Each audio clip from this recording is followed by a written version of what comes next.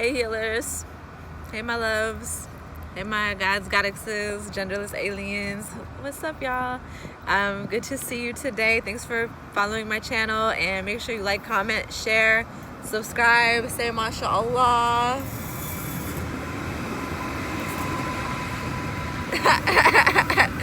Tell a friend to tell a friend, and thanks for tuning in. Keep tuning in. Yes, you guys, you're here. Let's talk. So I love doing these little messages for you guys, and today I want to talk about karma. Is karma real? And I'm going to tell you guys why I don't believe in karma. People get so mad when I talk about this, because it's something that people cling to so dearly, especially spiritual people. But there's levels to this spiritual shit, and the further you go, the more that you realize how structured it actually is.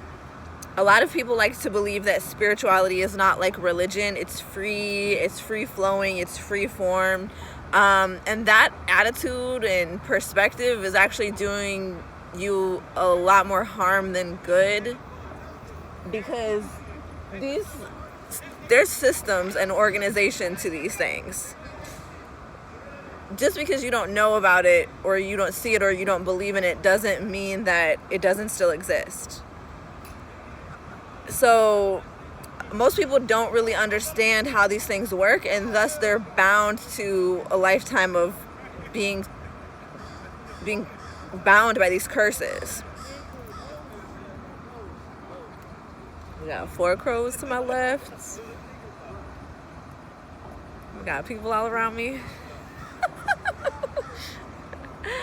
I love being out here and doing my videos from the New Orleans French Quarter. Y'all know that this is a place that's very magical and full of spirits and full of spiritual energy.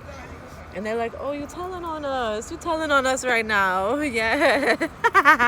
Don't worry, I'll keep y'all secrets. But we're talking about something else right now.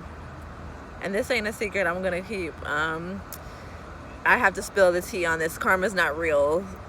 The people with the worst karma don't ever pay for it. Who pays for it then? You do.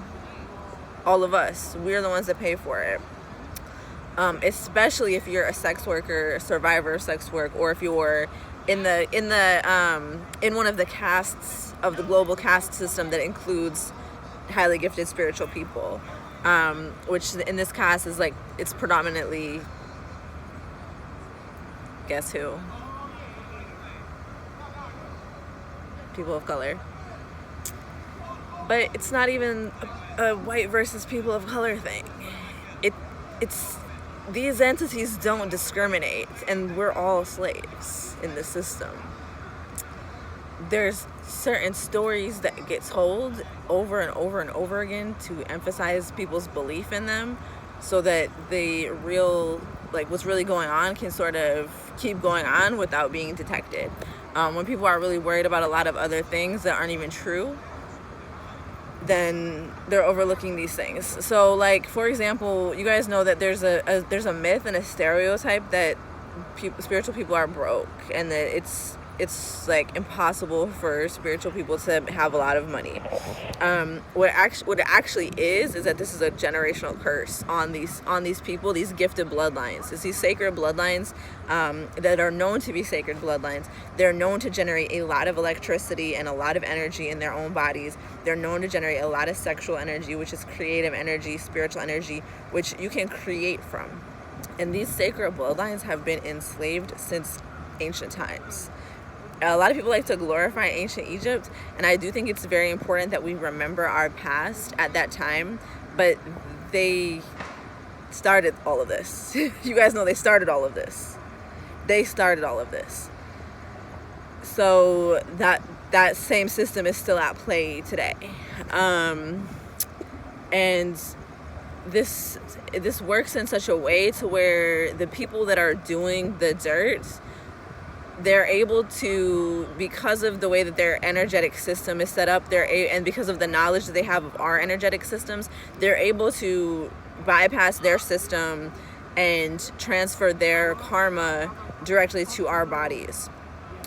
So that's one of the reasons why spiritual work and the type of work that I do, which is sexual healing and spiritual healing work, specifically for sex workers and survivors and members of the sacred bloodlines, is so dangerous and it's so threatening, is because it is releasing this karma and releasing this energy that has been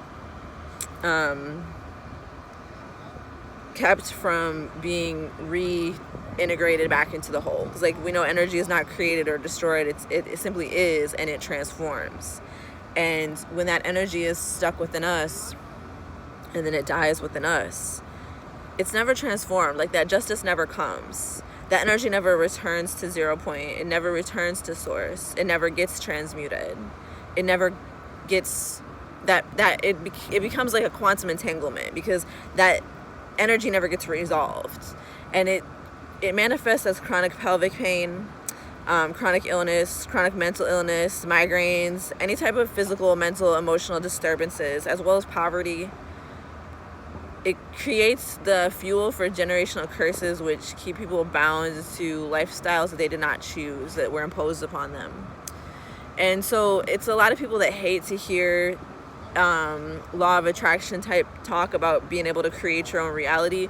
But the thing is that, like, without dealing with these curses and without releasing this karma that's not yours from your body, you won't really be able to create the life that you want, because they may, like, the thing is that these entities own you. They own us, you guys. I'm not exempt. I'm not talking to you like I'm exempt from this, because even with the amount of work that I've done on this, I'm still bound by these laws. So it's like I already know the consequences of putting this information out there, but I choose to do it anyways. And the biggest battle is within myself, of the comfort within myself, because I'm so full of programming and energy that is like that wants to survive that wants to survive, and that has learned a certain way, and this is conditioning, that has learned a certain way to survive in this system.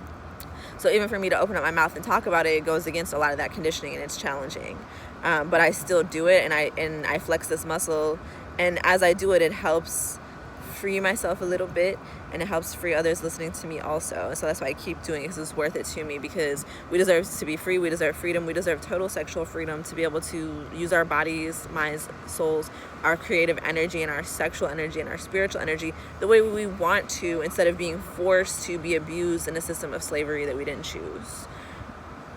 It's like they made it comfortable enough to where for enough people to where a lot of people won't complain, and then they'll freely participate in it, with the complicity that now people are becoming more and more aware that, like, we're living in a society that is constantly practicing occult rituals, and we're implicated in participation with those occult rituals.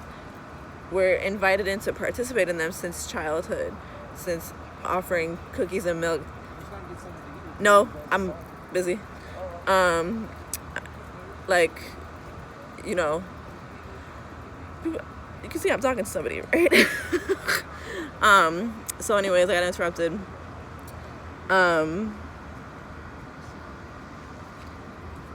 They have us implicated through participation in occult rituals throughout our lifetime, since childhood, since offering cookies and milk to Santa Claus, since offering your teeth to the tooth fairy. And your parents might take the teeth and put them in a special little bag or something, but that's not the point. They've already been offered to the tooth fairy. Like, they already belong to the tooth fairy. That's the fae, that's fairies. These practices set people up for a lifetime of giving to other people unnecessarily, being depleted of their energy unnecessarily against their will. And there's so many different like loopholes and wormholes that get opened up by that. Like, you're constantly supposed to give of yourself, and you're constantly just basically made into a receptacle for other people's energy, other people's wants and needs. And this is supposed to be normal. And then if you have boundaries, and that you demand compensation, and you demand reciprocity, or you say like, I'm not going to be that for you, then people will really try to stop you with everything that they have, the people around you. And that's why it's a body memory that will hold us back from even saying what we know to be true, or even doing what we want to do. It's a body-based memory where our body will stop us, because the body remembers the pain, the violence, the rejection, the fear of times before when it tried to stretch into itself and then it was smushed back down. We don't know boundaries. People don't know boundaries. People don't understand boundaries because our boundaries are constantly crossed in this system. They're constantly being crossed all the time by authority figures, elders, other people. And people feel extremely entitled to other people's energy. They'll walk right up to you and ask you for money, and you don't even know them. And it's supposed to be like you're a bad person if you say no. But you don't actually owe anybody anything. And it's really important for people to embrace that, especially my people. Y'all don't owe nobody nothing. And a lot of people think that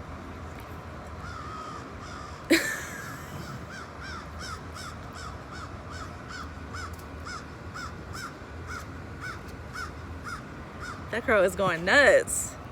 A lot of people think that this is just, this is something that a good person does. These are things that a good person does. That's conditioning, that's brainwashing, that's manipulation so that they can use you. Do you guys know how many people befriend sex workers and bad bitches on purpose because they think, oh, this person's getting money and it's easy money, and then they also know that this person feels rejected from society or whatever they think about you, so that they know like, I can probably work with this, I can probably use this to my advantage. The stigma of women being gold diggers even is like, where does that even come from? I'm sorry, women don't use their money selfishly. Like, what woman do you know that uses her money selfishly? Women spend their money on the people that they love. So the concept of a woman even being able to be a gold digger is like, that's not even a thing. And it all goes back to these laws that we've been taught, like karma, and laws of attraction, things like that, to where people think, oh, I get back what I put out there. You actually don't get back what you put out there necessarily, because the most evil people in the world that do the most harm to the most people never get anything back. It doesn't come back to them because they know they have occult knowledge. They know occult secrets. They know rituals, incantations, and other accoutrement to use in order to keep it from coming back on them. But the common people think, oh, that's just superstitious. That's not real. Where y'all at? That's not real. So we don't need to worry about that. Meanwhile, every powerful person in the world is basing all of their moves off of astrology. They're using occult magic and summoning demons to protect themselves and harm other people. And they're funding brainwashing campaigns through the mainstream media to keep you in the dark about it and to make you think that this is a joke. So you laugh at it, because when you think something's a joke and you laugh at it, you don't take it seriously.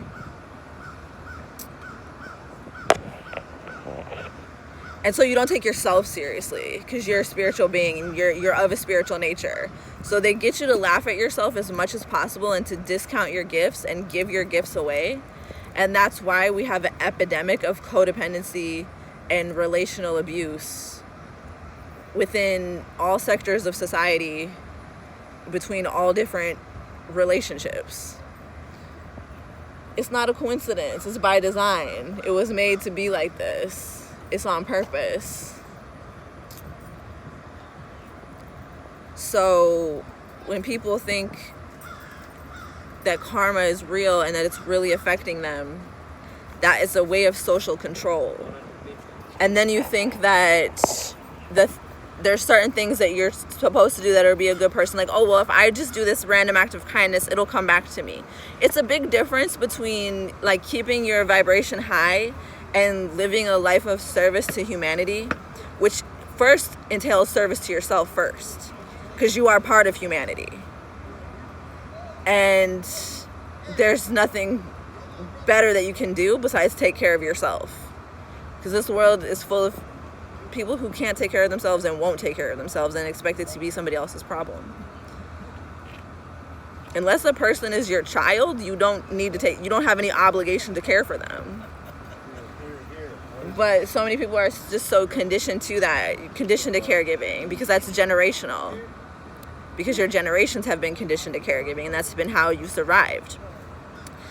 There's plenty of us, generations on generations on generations of us, where if you weren't useful to your community, you wouldn't have been able to survive, because they wouldn't have kept you. They wouldn't have kept you alive.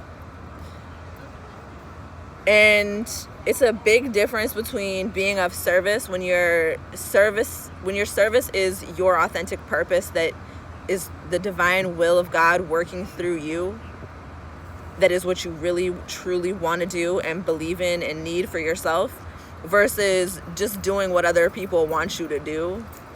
That's not service, that's servitude. And there's a big difference.